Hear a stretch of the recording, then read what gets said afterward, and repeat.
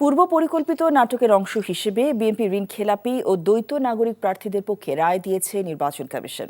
এমন অভিযোগ করেছেন জাতীয় নাগরিক পার্টি এনসিপির মুখপাত্র আসিফ মাহমুদ সজীব ভুঁইয়া। সন্ধ্যায় বাংলা মোটরে দলের প্রধান কার্যালয়ে আয়োজিত জরুরি সংবাদ সম্মেলনে অভিযোগ করেন তিনি। বলেন, নির্বাচন কমিশনের প্রার্থীদের আপিলের রায়ের দিনে বাইরে মব তৈরি এবং ভেতরে বিএনপি প্রতিনিধিদের সাথে মিটিং করে দলটির পক্ষে রায় দেওয়া হয়েছে। বিদ্যমান আইনকে তোয়াক্কা না করে সহানুভূতি দেখিয়ে এমন রায় প্রমাণ করে বর্তমান কমিশন সুষ্ঠু নির্বাচন আয়োজনে সক্ষম নয়। এ অবস্থায় এই কমিশনের অধীনে এনসিপি নির্বাচনে যাবে কিনা তা পুনর্বিবেচনা করা হবে।